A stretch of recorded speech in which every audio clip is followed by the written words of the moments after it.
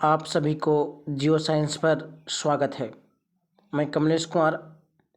ध्यान दीजिए, क्लास 10 का हम लोग साइंस को ऑब्जेक्टिव क्वेश्चन लेकर आए हैं जो फिजिक्स का पेपर का है, जो आपके बोर्ड के लिए बहुत ही इम्पोर्टेंट साबित होगा। ध्यान दीजिएगा, बारीकी से क्वेश्चन को पढ़ा जाए और जवाब दिया जाए। क्वेश्चन नंबर पहला कह रहा है कि निम्नलिखित में से कौन सा कथन सत्य नहीं है। सत्य नहीं का मतलब असत्य है। पहला बात दिया हुआ, ध्यान दीजिएगा, प्रकाश ऊर्जा का एक रूप, सही है। प्रकाश सरल रेखा में गमन करता है, ये भी सही है। समतल दर्पण प्रकाश का एक अच्छा अवशोषक है। ध्यान दीजिएगा, सी और डी पढ़ते हैं, आभासी प्रतिबिंब को पर्दे पर प्राप्त नहीं करता, ये भी ऑप्शन सही है। तो राइट आंसर क्या होगा? ऑप्शन नंबर सी गलत होगा, क्योंकि समतल दर्पण जो है प्रकाश का अच्छा एक अवशोषक है, इसको जरूरी नहीं है। तो राइट आंसर का ऑप्शन नंबर सी। आगे चलते हम लोग क्वेश्चन नंबर 2 पढ़ते हैं। ध्यान दीजिए, क्वेश्चन नंबर 2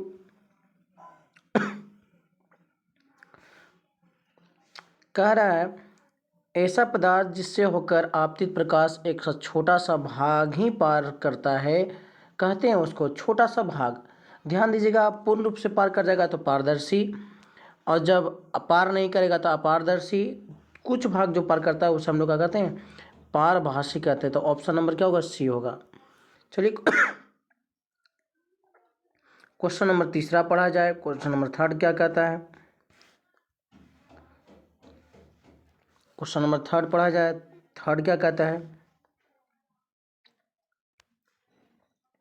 आपतन कोण होता है। आपतन कोण कहाँ होता है? तो आपतित किरण और अभिलंब के बीच के बने कोण को आपतन कोण कहते हैं। तो ध्यान दीजिए, आपतित किरण और दर्पण की सतह के बीच गलत है। परावर्तित किरण तो होगा नहीं, ए ऑप्शन गलत, बी ऑप्शन गलत। आपतित किरण और दर्पण की सतह पर खींचे गए अभिलंब, ये राइट आंसर होगा। अभिलंब के बीच के बने कोण कहता है? आपतन कोण कहता है। ऑप्शन नंबर डी भी गलत है।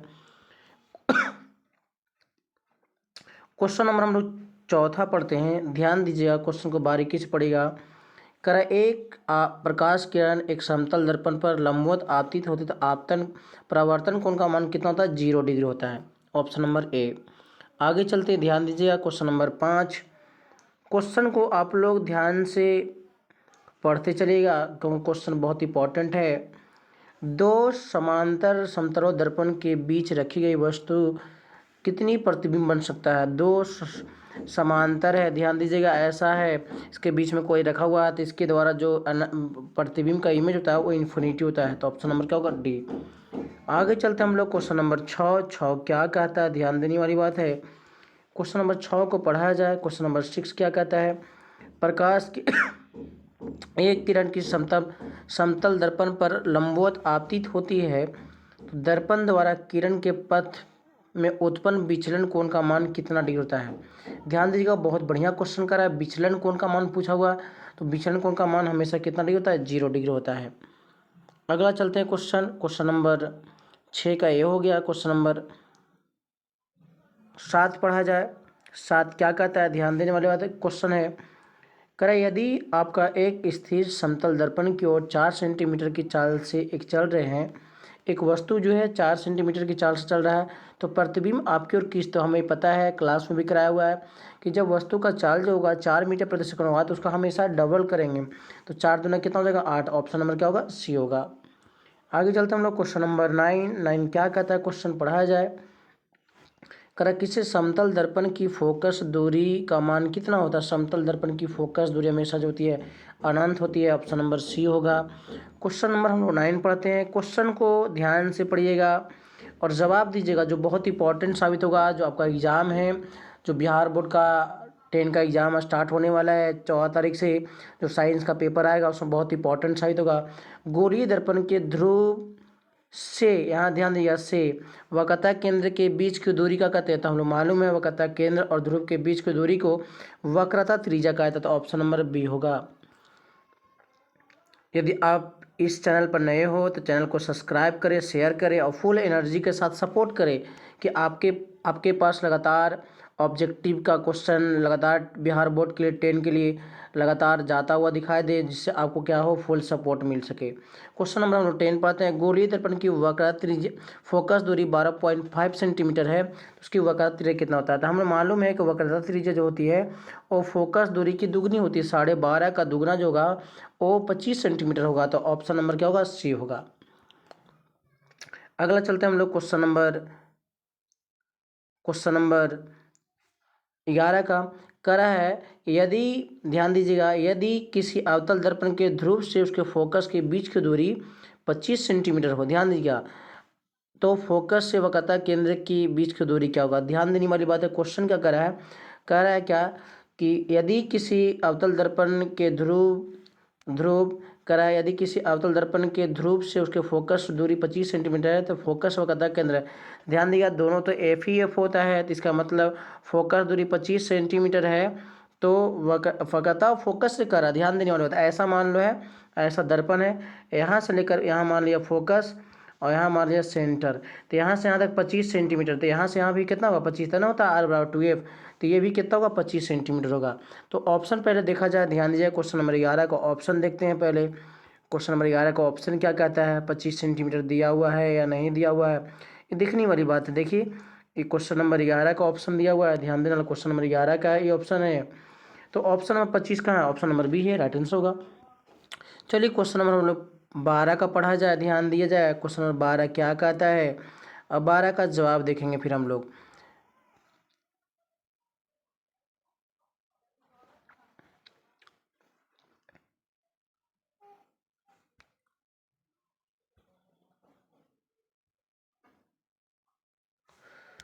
क्वेश्चन नंबर 12, करा निम्नलिखित में से कौन सा कथन सत्य है, गलत, सत्य है, सही है?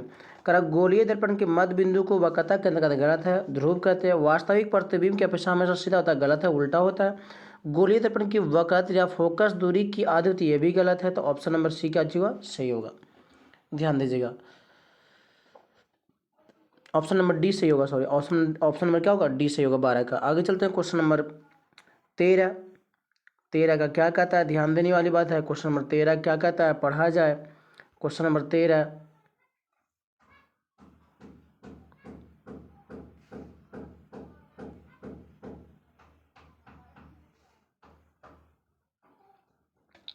करेक्ट। क्वेश्चन नंबर 13 का क्या कहता है? ध्यान दीजिएगा, निम्नलिखित में से कौन सा कथन असत्य है? असत्य का मतलब गलत है। जब कोई किरण गोलीय दर्पण के फोकस की दिशा में आपतित होता है तो परावर्तन के बाद मुख्य के समांतर, ये क्या चीज़ सही है? तो ये आंसर नहीं होगा, ठीक है, ये ऑप्शन नहीं होगा, गलत ऑप्शन हो गया। असत्य कह रहा है, यहाँ ध्यान दीजिए, असत्य कह रहा है, ये सही है गलत है?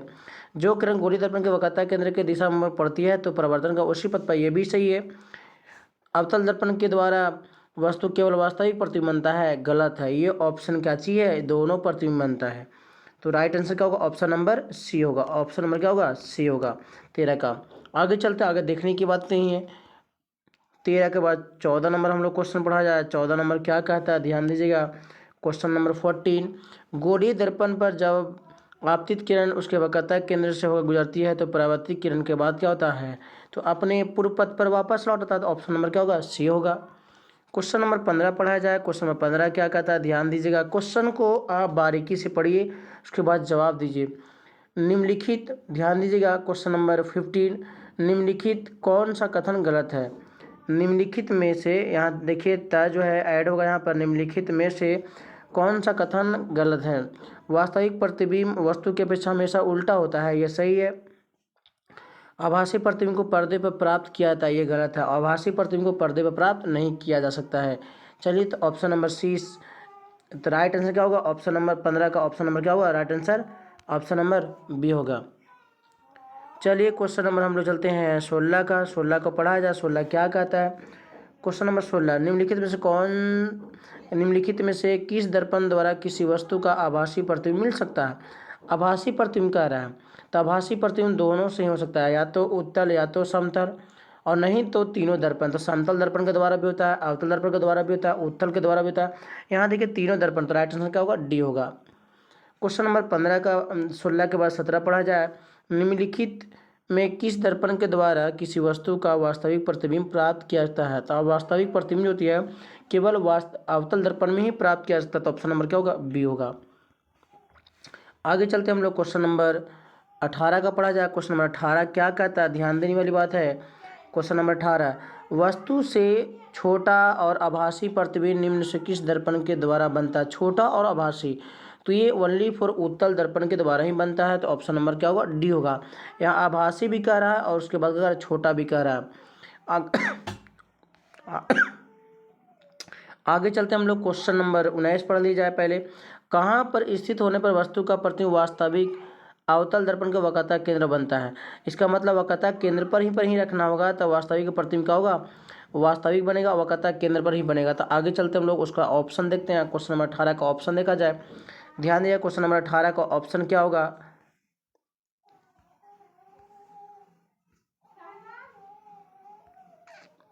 देखिए, वक्रता केंद्र दिया हुआ option number B right answer होगा। 19 नंबर का क्वेश्चन नंबर कितना होगा? Option number B. आगे चलते हम लोग क्वेश्चन नंबर 20 पढ़ा जाए। वस्तु से बड़ा आभासी प्रतिबिंब किस दर्पण से प्राप्त करता है? बड़ा कह रहा है और आभासी भी कह रहा है, तो बड़ा आभासी हमेशा अवतल दर्पण के द्वारा प्राप्त होता है। तो ऑप्शन नंबर क्या होगा? ए होगा। क्वेश्चन नंबर 21 का पढ़ा जाए। अवतल दर्पण के द्वारा किसी वस्तु का बन सकता है, अवतल दर्पण के द्वारा किसी वस्तु बन सकता है केवल आभासी प्रतिबिंब, ये भी गलत है। केवल आभासी नहीं बनता, केवल वास्तविक प्रतिबिंब, दोनों बनता है। ऑप्शन नंबर क्या होगा? सी होगा। क्वेश्चन नंबर 22 का पढ़ा जाए। एक अवतल दर्पण से वस्तु की स्थिति ध्रुव और फोकस के बीच हो तो प्रतिबिंब कैसा प्राप्त होता है? जब ध्रुव और फोकस के बीच, ध्यान दीजिएगा, जब ध्रुव और फोकस के बीच रहेगा तो हम लोग को पता है कि वह काल्पनिक और बड़ा बनता है। काल्पनिक का मतलब आभासी और बड़ा बनता है। देखिए, ऑप्शन नंबर सी जो है राइट आंसर होगा। क्वेश्चन नंबर 22 के बाद पढ़ा जाए 23 क्या कहता है? ध्यान देने वाली बात है। ध्यान से क्वेश्चन को पढ़िए और जवाब दीजिए। बहुत इंपॉर्टेंट क्वेश्चन आपके सामने है। क्वेश्चन नंबर 23 करें, उत्तल दर्पण गोरी दर्पण से प्रतिबिंब बन सकता है? उत्तल दर्पण तो गोरी दर्पण का ही प्रकार है, तो उत्तल दर्पण से हमेशा कैसा प्रतिबिंब बनता है? आभासी प्रतिबिंब बनता है। क्वेश्चन नंबर 24, एक अवतल दर्पण से किसी भी दूरी पर रखी वस्तु का प्रतिबिंब ही प्राप्त होता है। दर्पण हो सकता है सीधा प्रतिबिंब, तो सीधा प्रतिबिंब क्या होता है? तो यहाँ पर समतल भी होता है और उत्तल से भी होता है। तो यहाँ ध्यान देना है। तो ऑप्शन नंबर क्या होगा? सी होगा, समतल अथवा उत्तल। यहाँ अथवा होगा, उत्तल। तो क्वेश्चन नंबर 24 का ऑप्शन नंबर क्या हो गया? सी हो गया। ध्यान दीजिएगा, बारी से क्वेश्चन को पढ़ते चलिए और ऑब्जेक्टिव क्वेश्चन पर ध्यान दीजिए, बहुत इंपॉर्टेंट है। आगे चलते हम लोग क्वेश्चन नंबर 25 की ओर। 25 क्या कहता है क्वेश्चन में? 25 नंबर क्वेश्चन को पढ़ा जाए। यदि किसी दर्पण द्वारा बने प्रतिबिंब का आकार हमेशा वस्तु का आकार के बराबर बनता है, हमेशा बराबर कहाँ बनेगा? तो ओनली फॉर समतल दर्पण में। तो दर्पण बने होगा, कौन सा दर्पण होगा? और समतल दर्पण होगा। क्वेश्चन को जवाब दीजिए, आप लोग ध्यान से क्वेश्चन को पढ़िए, जवाब दीजिए, बहुत इंपॉर्टेंट क्वेश्चन है। क्वेश्चन नंबर 26, अवतल दर्पण से बनने वाला वास्तविक प्रतिबिंब तब बड़े आकार का होता है जब वस्तु को कहाँ रखते हैं? ध्यान दीजिएगा, पहला वक्रता केंद्र पर बराबर बनता है, वक्रता केंद्र और फोकस के बीच, वक्रता केंद्र और फोकस के बीच, वक्रता केंद्र और फोकस के बीच, ये बहुत राइट आंसर है। इसके बीच रखेंगे तो बड़ा बनेगा। वक्रता केंद्र के पर ये भी गलत है, ऑप्शन नंबर डी भी गलत है।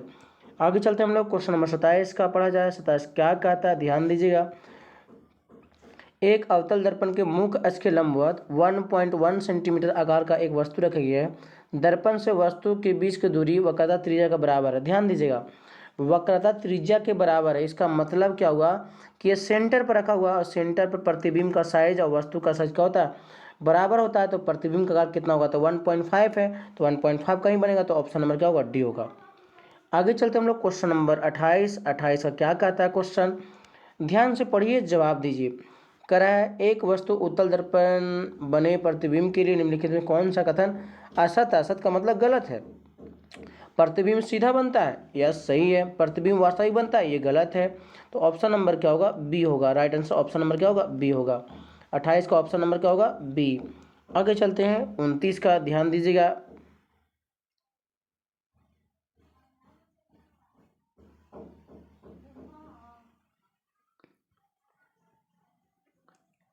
क्वेश्चन नंबर 29 पढ़ा जाए। 28 के बाद 29, यदि सूर्य प्रकाश किसी अवतल दर्पण के प्रधान अक्ष के समांतर आपतित होता है तो प्रतिबिंब ध्रुव से 30 सेंटीमीटर की दूरी पर बन रहा है, तो दर्पण की वक्रता त्रिज्या कितना होगा। ध्यान दीजिएगा, क्वेश्चन को बारीकी से पढ़िएगा। बताइए क्या करा, मुख अक्ष के समांतर, पहले तो मुख अक्ष के समांतर डाल दिया। ध्यान दीजिएगा, मुख अक्ष के समांतर डालेंगे तो क्या मतलब यू का वैल्यू क्या हो गया, इन्फिनिटी हो गया। इन्फिनिटी हो गया यू का वैल्यू। और हम लोग को मालूम है कि वस्तु प्रतिबिंब दर्पण के ध्रुव से 30 सेंटीमीटर, भी का वैल्यू मालूम हो गया। भी का वैल्यू कितना होगा, तो 30 सेंटीमीटर हो गया। तो जब आप निकालिएगा, एफ का वैल्यू निकालना है पहले। एफ का वैल्यू निकालने के बाद आएगा 30 सेंटीमीटर, तो वक्रता त्रिज्या होगा 30 गुना 60।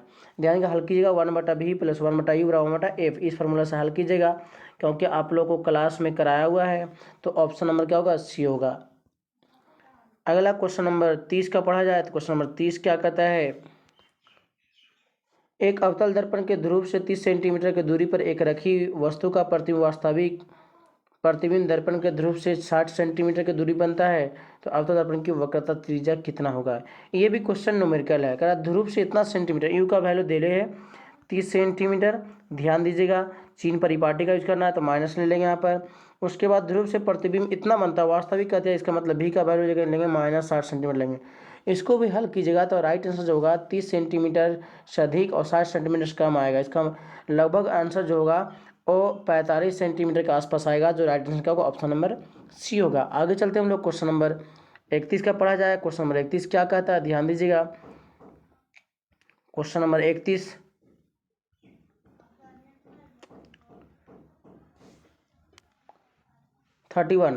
जब वस्तु 15 सेंटीमीटर के फोकस दूरी वाले अवतल दर्पण के सामने 10 सेंटीमीटर की दूरी पर रखी है, तो वस्तु का प्रतिबिंब कैसा होगा। ध्यान दीजिएगा, फोकस दूरी दिया हुआ अवतल दर्पण का, एफ का वैल्यू दिया हुआ है 15 सेंटीमीटर, तो माइनस में ले लेंगे चिन्ह परिपाटी। दर्पण के सामने इतना, यू का वैल्यू भी दिया हुआ है 10 सेंटीमीटर, तो निकालना है, ये माइनस में होगा। तो भी का वैल्यू निकालना है, तो भी का वैल्यू निकालिएगा। तो ध्यान दीजिएगा, ये मालूम भी का वैल्यू जो निकल कर निकाल लिया जाए, लगाया जाए फार्मूला 1/v + 1/u = 1/f। तो 1/v का वैल्यू कितना होगा, भी तो निकालना है, तो भी रहने देंगे, ऊपर इधर कर दिया 1/f कितना -15। उसके बाद यहाँ क्या होगा, माइनस में रहेगा, यहाँ रखेंगे माइनस तो प्लस में हो जाएगा, 1/, हो गया 10। एलसीएम लेंगे तो आएगा 60, 15 चौके 60 हो गया। उसके बाद आएगा 10 × 60, तो आंसर आ गया कितना, 2 आएगा, प्लस में 30 आएगा। प्लस का मतलब आभासी होता है। तो क्वेश्चन नंबर राइट आंसर जो होगा option number B, question number 31 का आभासी देखिए कहाँ पर है, आभासी होगा। तो ध्यान दीजिएगा, अवतल दर्पण में छोटा नहीं बनता है, हमेशा बड़ा बनता है। तो राइट आंसर का होगा ऑप्शन नंबर बी होगा। क्वेश्चन नंबर 32 का पढ़ जाए, न्यूमेरिकल क्वेश्चन है, आप सॉल्यूशन कीजिएगा, वैसा कोई दिक्कत नहीं है। आप लोगों को थ्योरी बताया हुआ है, क्वेश्चन करवाया हुआ भी है। और क्वेश्चन नंबर 32, यदि 40 सेंटीमीटर के फोकस दूरी पर अवतल दर्पण के सामने 40 सेंटीमीटर के दूर स्थित हो, तो उसके और उसके प्रतिबिंब के बीच की दूरी कितना होगा। उसके प्रतिबिंब के बीच की दूरी कितना होगा, इन्फिनिटी होगा। कितना होगा, इन्फिनिटी। आगे चलते हैं, क्वेश्चन नंबर, ध्यान दिया, क्वेश्चन नंबर 33 का,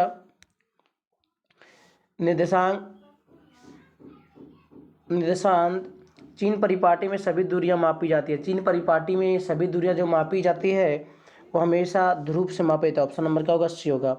आगे चलते हैं हम लोग, क्वेश्चन नंबर 34 पढ़ा जाए। क्वेश्चन नंबर 34 क्या कहता है, निर्देशांक चिन्ह परिपाटी के अनुसार दर्पण सूत्र क्या होता है।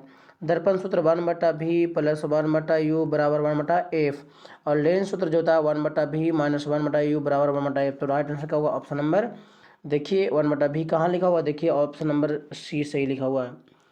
आगे चलते हैं, ध्यान दीजिएगा, इसको हम लोग लेंस सूत्र कहते हैं, लेंस फार्मूला। क्वेश्चन नंबर 35 का पढ़ा जाए। क्वेश्चन नंबर 35 क्या कहता है, निर्देशांक चिन्ह परिपाटी के अनुसार गोलीय दर्पण का आवर्धन क्या होता है। आवर्धन बड़ा फॉर्मूला होता है m = -v/u। देखिए कहाँ पर लिखा हुआ -v/u, ऑप्शन नंबर डी सही है। आगे चलते हम लोग क्वेश्चन नंबर 36 का। क्वेश्चन नंबर 36 का कहता है, समतल दर्पण का आवर्धन कितना होता है, +1 होता है, तो ऑप्शन नंबर क्या होगा, बी होगा। आगे चलते हैं, क्वेश्चन नंबर 37, ध्यान दीजिएगा, कह रहा है एक वस्तु को 20 सेंटीमीटर वक्र त्रिज्या के उत्तल दर्पण के सामने 40 सेंटीमीटर की दूरी पर रखा जाता है, तो प्रतिबिंब कहाँ बनेगा, ध्यान दीजिएगा, प्रतिबिंब कहाँ बनेगा, ये बहुत इंपॉर्टेंट क्वेश्चन भी है।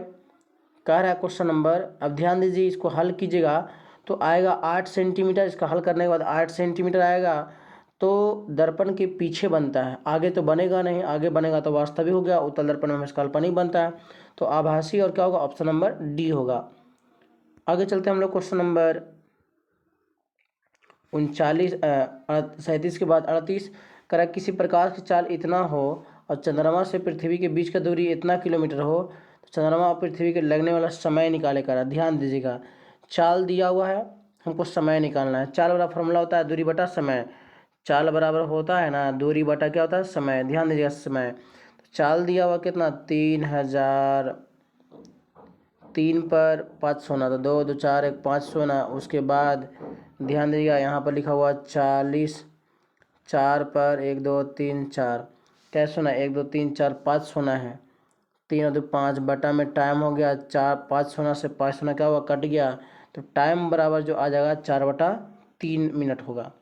ध्यान दीजिएगा 4/3 सेकेंड आएगा, ध्यान दीजिएगा सेकेंड है, इसको मिनट में चेंज करेंगे, 4/3 सेकेंड। ऑप्शन नंबर क्या होगा, डी होगा। ध्यान दीजिएगा ऑप्शन नंबर क्या होगा, डी, 4/3 सेकेंड होगा। ऑप्शन नंबर क्या होगा, डी होगा। आगे चलते हैं क्वेश्चन नंबर 39।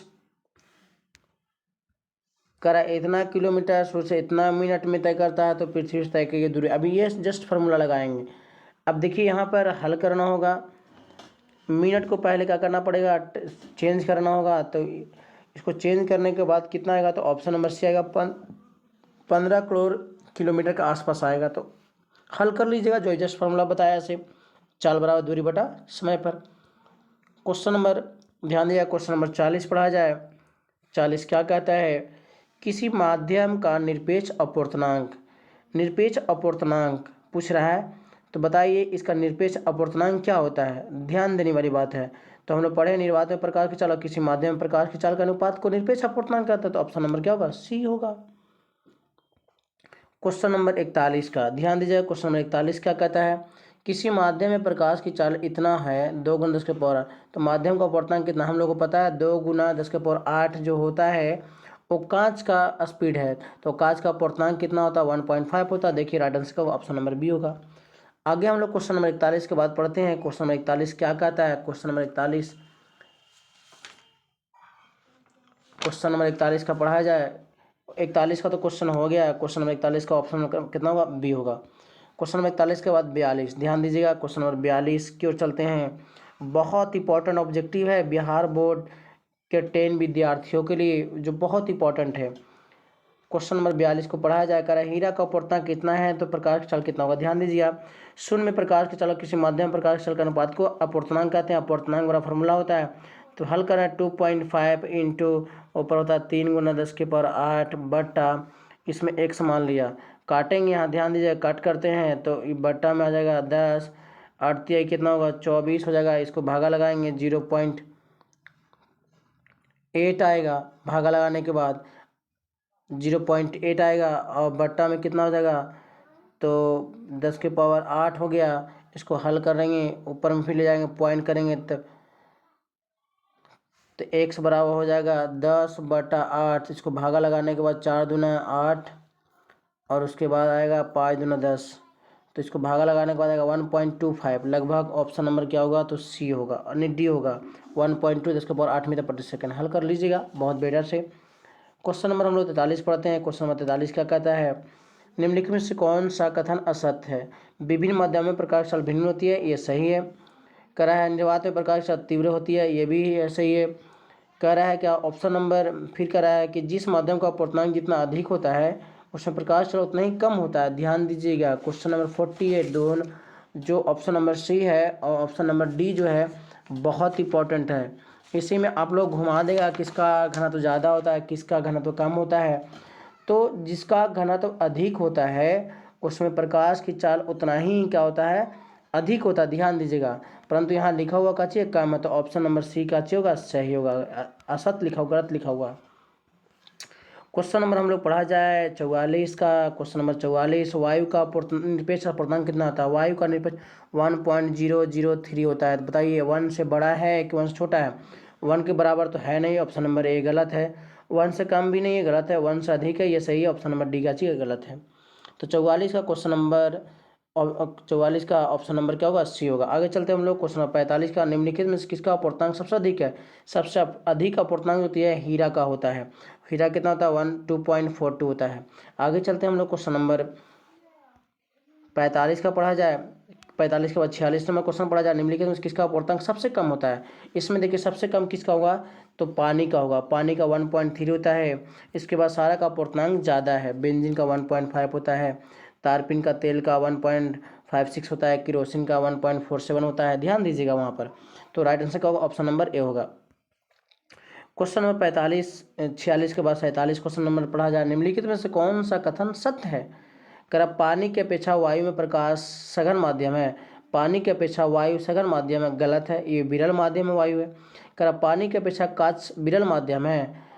ध्यान दीजिएगा, पानी की अपेक्षा कांच जो है विरल माध्यम है, नहीं ये भी गलत है। करा कांच की अपेक्षा वायु एक सघन माध्यम है, ये भी गलत है।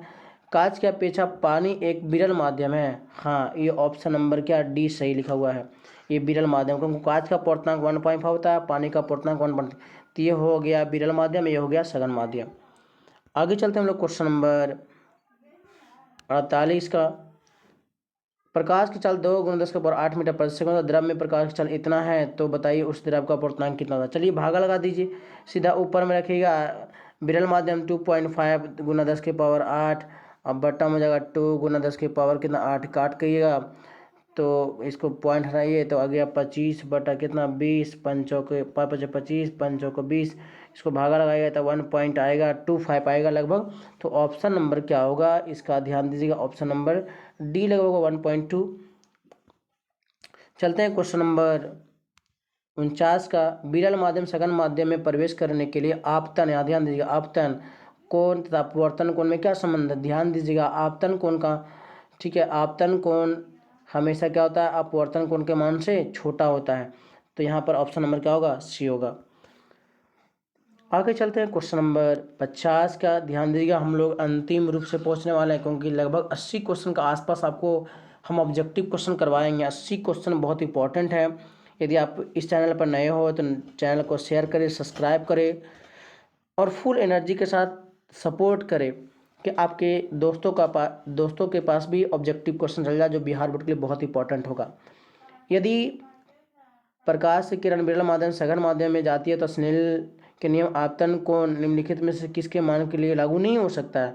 ध्यान दिया, किसके लिए लागू नहीं हो सकता? 0 डिग्री, क्योंकि 0 डिग्री में कोई एंगल बनता भी नहीं है। आगे चलते हैं क्वेश्चन नंबर 51 का पढ़ा जाए। क्वेश्चन नंबर 51 क्या कहता है? ध्यान दीजिएगा, क्वेश्चन नंबर 51, फिलेंट कांच की एक छड़ को कार्बन डाइसल्फाइड में डुबोया जाता है तो लगभग अदृश्य होता है, तो ऐसा में क्या कारण है सकता है? क्या कारण पूछ रहा है? ध्यान दीजिएगा, तो कार्बन डाइसल्फाइड का अपूर्णांक का मान बहुत कम होना है, कम हो जाता है होना, ठीक है। तो कार्बन डाइऑक्साइड का बहुत कम, यहाँ देखिए लिखा हुआ कार्बन डाइसल्फाइड का मान बहुत कम होना, ठीक है, होना हो जाता है। तो ऑप्शन नंबर क्या होगा? सी होगा। आगे चलते हैं हम लोग क्वेश्चन नंबर 52 का पढ़ा जाए। 52 का क्या कहता है? क्वेश्चन पढ़िए पहले क्वेश्चन नंबर 52 का।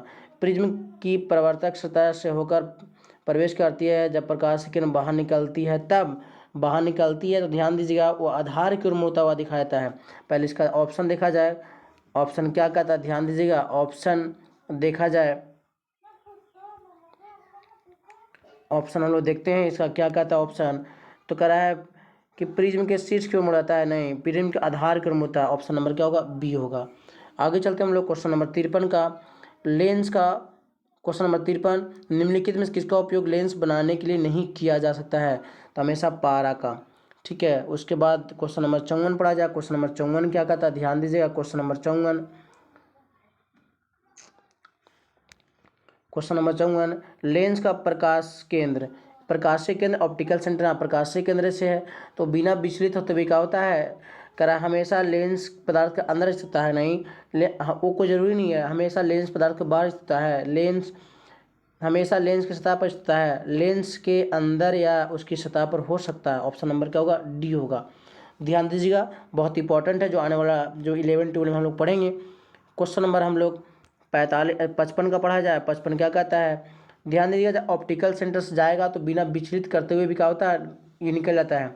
जब प्रकाश किरण किसी लेंस के प्रकाश केंद्र से होकर गुजरती है तो केवल विचलित है, जरूरी है केवल विस्थापित होती है। जी हाँ, केवल क्या होती है, विस्थापित होती है, विचलित नहीं होता है, केवल सिर्फ विस्थापित भी होता है। ध्यान दीजिएगा। आगे चलते हम लोग क्वेश्चन नंबर 56 का, लेंस में कितने फोकस होता है, 2 फोकस होता है। ऑप्शन नंबर क्या होगा, बी होगा। आगे चलते क्वेश्चन को पढ़ते चलिए, बहुत इंपॉर्टेंट है। क्वेश्चन नंबर 57, अनंत से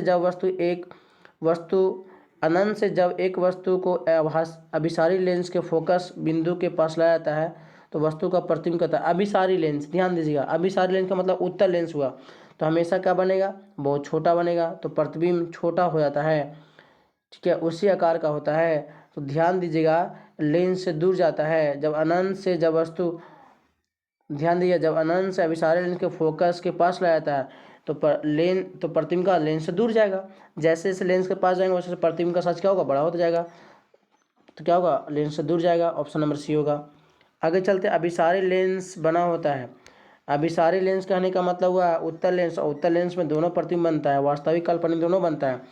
तो यहाँ देखिए, केवल ये सदैव आभासी सदैव काल्पनिक वास्तविक, ये भी गलत है। ऑप्शन नंबर सी जो है सही है, कभी आभासी तो कभी वास्तविक बनता है। ऑप्शन नंबर क्या होगा, सी होगा। क्वेश्चन नंबर 59 को पढ़ा जाए। क्वेश्चन नंबर 59 क्या कहता है, यदि लेंस का आधा भाग काले कपड़े से लपेट दिया जाए तो लेंस के बने प्रतिबिंब उसकी चमक क्या होती है, घट जाती है। ध्यान दीजिएगा, उसका चमक जो होता है उसकी तीव्रता जो होती है क्या होती है, कम जाती है। तो ध्यान देने वाली बात है, तीव्रता क्या प्रभाव नहीं होगा, प्रभाव तो पड़ेगा ही पड़ेगा।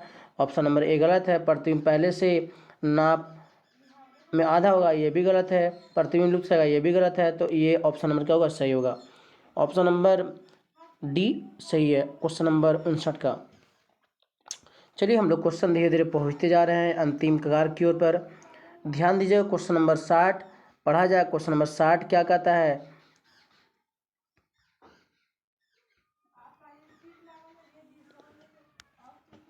निम्नलिखित में से कौन सा कथन असत्य है। असत्य करने का मतलब ध्यान दीजिएगा, गलत लिखा हुआ है। पहला, उत्तल लेंस के फोकस पर रखा प्रतिबिंब बल्ब समांतर किरण पुंज देगा, ये ऑप्शन सही है।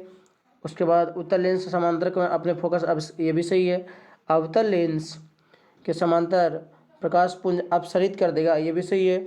उत्तल लेंस का आभासी प्रतिबिंब तब बनता है जब वस्तु फोकस दूरी से अधिक दूरी पर रखा हुआ, ये ऑप्शन नंबर क्या चाहिए, गलत है। तो राइट आंसर क्या होगा, ऑप्शन नंबर डी होगा।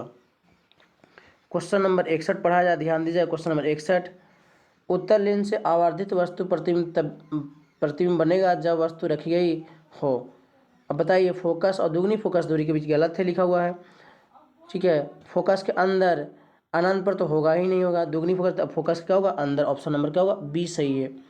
आगे चलते हम लोग क्वेश्चन नंबर 61 के बाद 62 नंबर क्वेश्चन, हम लोग लास्ट कगार की ओर पर है।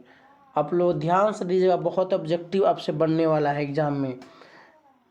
क्वेश्चन नंबर 62 का पढ़ा जाए।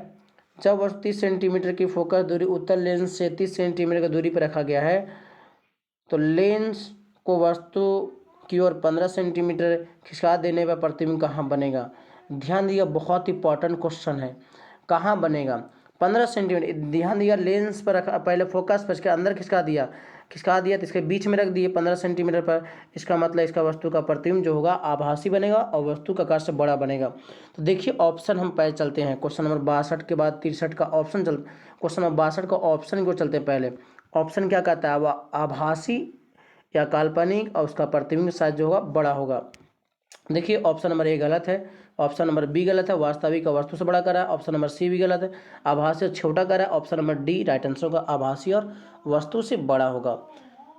चलिए क्वेश्चन नंबर 63, 15 सेंटीमीटर फोकस दूरी एक उत्तल लेंस से 30 सेंटीमीटर की दूरी पर एक वस्तु स्थित है तो वस्तु का प्रतिबिंब उसका प्रतिबिंब लेंस से दूसरी लेंस से कितना बनेगा। ध्यान दीजिएगा, इसको हल कीजिएगा, लेंस सूत्र का सहारा लेकर 1/v - 1/u बराबर 1/a। तो इसका राइट आंसर जो आएगा वो 30 सेंटीमीटर होगा। तो ऑप्शन नंबर क्या होगा, सी होगा। आगे चलते हैं हम लोग क्वेश्चन नंबर 64 ध्यान देने वाले का क्वेश्चन नंबर 64 क्या कहता है, न्यूमेरिकल है, न्यूमेरिकल हल करना पड़ेगा। 20 सेंटीमीटर फोकस दूरी के एक उत्तर लेंस से 30 सेंटीमीटर की दूरी पर एक वस्तु स्थित है, तो उसका प्रतिबिंब लेंस से दूसरी लेंस की कितना बनेगा। तो फिर आ गया क्वेश्चन, ध्यान दीजिएगा, इसका राइट आंसर क्या होगा। तो इसको हल कीजिएगा, 1/v से -1/u बराबर 1/f, सारा दिया हुआ है। 30 सेंटीमीटर दिया हुआ है, u का वैल्यू, f का वैल्यू दिया हुआ है, v का वैल्यू निकालना होगा। तो राइट आंसर क्या आएगा, 60 सेंटीमीटर। 60 सेंटीमीटर आएगा तो चुन लीजिएगा वहाँ पर। आगे चलते हम लोग क्वेश्चन नंबर 65 कर 15 सेंटीमीटर फोकस दूरी उत्तल लेंस से 60 सेंटीमीटर की दूरी पर वस्तु रखा गया है, तो उस प्रतिबिंब से दूसरी लेंस से कितना दूर होगा। फिर क्वेश्चन आ गया, ध्यान दीजिएगा। तो अगला फिर हल करेंगे इसको, तो राइट आंसर इसका आने भी का वैल्यू जो आएगा वो 20 सेंटीमीटर पर आएगा। तो 20 सेंटीमीटर ऑप्शन नंबर क्या होगा, बी होगा। आगे चलते हम लोग, ध्यान दीजिएगा। 66 का लेंस की क्षमता का फॉर्मूला क्या था, P बराबर 1/f, जिसको हम लोग कहते हैं पावर ऑफ लेंस। इसका ये सही मात्रक होता है मीटर का पावर -1, नहीं तो डाईऑप्टर। देखिए मीटर का पावर -1 जो ऑप्शन नंबर ए गलत है, ऑप्शन नंबर बी गलत है, ऑप्शन नंबर सी भी गलत है, ऑप्शन नंबर डी का ची गलत है। बड़ा लेटर में लिखा गया, छोटा लेटर में होना चाहिए था, तो टाइपिंग मिस्टेक है। आगे चलते हम लोग क्वेश्चन, यहाँ ध्यान दीजिएगा, P और F का गुणनफल जो होगा, P इंटू F का गुणनफल जो होगा 1 होगा। आगे चलते हैं, शायद ऐसा क्वेश्चन मिल जाए रास्ता में। क्वेश्चन पढ़ने के बाद 66, 67, 68 आगे बढ़ेंगे तो क्वेश्चन कहीं ना कहीं ये मेथड मिल जाएगा, क्वेश्चन पूछा हुआ भी है। आगे चलते हैं, देखिए क्वेश्चन नंबर 67 वही चिका रहा है कि लेंस की फोकस दूरी क्षमता हो तो कितने के बराबर होता है, 1 के बराबर होता है। गुणनफल ऑप्शन नंबर सी सही होगा। आगे चलते हैं, क्वेश्चन बहुत इंपॉर्टेंट आ रहा है, बहुत इंपॉर्टेंट, हर बार क्वेश्चन यहाँ से पूछता है। चलिए क्वेश्चन नंबर क्या है, 68 का, अवतल लेंस की फोकस दूरी 50 सेंटीमीटर हो। ध्यान दीजिए, इसका फोकस दूरी हमेशा नेगेटिव होता है, तो 50 सेंटीमीटर। सेंटीमीटर को पहले मीटर में चेंज कर लेंगे, नहीं तो सेंटीमीटर के लिए फॉर्मूला होता है 1/f इंटू 100। यहाँ रख दीजिए 50 इंटू 100, तो कटेगा तो आएगा 2, आइए माइनस यूज करेंगे, तो यहाँ पर -2 डायोप्टर, तो ऑप्शन नंबर क्या होगा, बी होगा। चलिए 68 के बाद 59 क्या कहता है, 59 का एक लेंस की क्षमता माइनस में है, माइनस का मतलब अवतल लेंस हो गया। अब इसको हल करेंगे तो 1/4 इसको सेंटीमीटर में चेंज कर लेते हैं, तो आएगा 25। ध्यान देगा 25 सेंटीमीटर उत्तल लेंस होगा, अवतल लेंस होगा, ऑप्शन नंबर क्या होगा, डी होगा। तो अच्छे से आप क्वेश्चन को पढ़िए, जवाब दीजिए, बहुत बेटर क्वेश्चन है, ठीक है। जो आने वाला जो एग्ज़ाम है उससे भिड़ने का उम्मीद भी रहता है, विश्वास है अब कि 100% आप ऑब्जेक्टिव प्रश्न को करके आइएगा। कथन कौन सा गलत है, निम्नलिखित में कौन सा गलत है। उत्तल लेंस की फोकस दूरी ऋणात्मक है, ये सही है। फिर अवतल लेंस की फोकस दूरी ऋणात्मक, ये भी सही है। लेंस की क्षमता का ऐसे मतलब डॉक्टर, ये भी सही है। तो ऑप्शन नंबर डी क्या अच्छी होगा, गलत है, जो राइट आंसर होगा। ध्यान दीजिएगा। आगे चलते हैं हम लोग क्वेश्चन नंबर 71 का। क्वेश्चन नंबर 71 का क्या कहता है, देखिएगा, ध्यान दीजिएगा। क्वेश्चन नंबर 71 पर निम्नलिखित कौन सा कथन गलत है। करा लेंस की क्षमता और फोकस दूरी के व्युत्क्रमानुपात होता है, ये सही है। 50 सेंटीमीटर फोकस दूरी वाली क्षमता +2 डायोप्टर होगा, ये भी सही है। आगे चलते हैं, ऑप्शन देखते हैं पहले, ऑप्शन क्या कहता है। आगे सी और डी गलत पूछ रहा था। 5 डायोप्टर वाले फोकस दूरी इतना सेंटीमीटर होगा, ये भी सही है। 2 मीटर फोकस दूरी वाले क्षमता इतना डायोप्टर होगा, नहीं। इसका निकालिएगा 2 मीटर का, तो आएगा 0.5। तो राइट आंसर क्या होगा, ऑप्शन नंबर डी होगा, क्वेश्चन नंबर 71 का। आगे चलते हम लोग क्वेश्चन नंबर 72, ध्यान दीजिएगा। क्वेश्चन नंबर 72 क्या कहता है, 72 का पढ़ा जाए। क्वेश्चन को बारीकी से पढ़िए, जवाब दीजिए। क्वेश्चन नंबर 72, आँख का रेटिना कैमरे के किस भाग जैसा काम करता है। ध्यान दीजिए, एक लेंस की जैसा काम करता है, एक क्या चीज काम करता है, लेंस की जैसा। आगे चलते हैं, ध्यान दीजिएगा। आँख के किस भाग की सहायता से आँख के अंदर जाने वाले प्रकाश के परिणाम को घटाया बढ़ाया जाता है। ध्यान दीजिएगा, घटाने और बढ़ाने का काम जो होता है, घटाने और बढ़ाने का काम जो होता है वो आइरिस का होता है। आइरिस के अंदर ही एक पुतली होता है जो उससे क्या कहता है, प्रकाश को नियंत्रित करता है। तो ऑप्शन नंबर क्या होगा, डी होगा, जो आरिस या परितारिका, इसी को बोलते हैं। सिलियरी मांसपेशियों का मुख्य कार्य क्या होता है, ये नेत्र लेंस की फोकस दूरी को घटाएगा और बढ़ाएगा।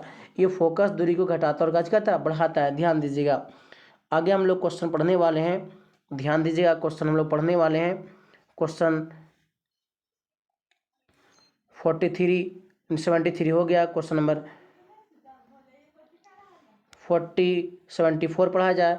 कैमरे को जो भाग डायफ्राम करता है आँख में नहीं काम करते हैं या जलीधर, क्या होगा? इसका मतलब प्रकाश को नियंत्रित करना जो करता है वो आँख में नहीं काम करता है। बताइए कौन सा भाग? कचाप द्रव होता है, क्योंकि नेत्रोध है, ठीक है, नेत्रोध होता है, कचाप द्रव अलग होता है, तो यहाँ पर ऑप्शन नंबर क्या होगा? ए होगा। आगे चलते हैं क्वेश्चन नंबर 75। किसी वस्तु का प्रतिबिंब नेत्र के जिस भाग पर बनता है उसे रेटिना कहते हैं। ध्यान दीजिएगा, रेटिना या दृष्टि पटल, ध्यान दिया, रेटिना या दृष्टि पटल। ऑप्शन नंबर क्या होगा? बी। ऑप्शन नंबर ए गलत, ऑप्शन नंबर सी गलत, ऑप्शन नंबर डी भी गलत। क्वेश्चन नंबर 76 ध्यान से पढ़ाया जाए। क्वेश्चन नंबर 76 76 नंबर क्वेश्चन क्या कहता है? नेत्र में किसी वस्तु का प्रतिबिंब बनता है। नेत्र में हमेशा कैसा बनता है? वास्तविक बनेगा, उल्टा बनेगा और छोटा बनेगा। देखिए वो काल्पनिक, ये तो होगा नहीं, काल्पनिक ये भी नहीं होगा, वास्तविक उल्टा और छोटा। ऑप्शन नंबर क्या होगा? सी होगा। ऑप्शन नंबर डी गलत, यहाँ को बड़ा लिखा हुआ है। आगे चलते हैं क्वेश्चन नंबर 77। क्वेश्चन नंबर 77, समान दृष्टि वाले व्यक्ति के लिए स्पष्ट न्यूनतम दूरी।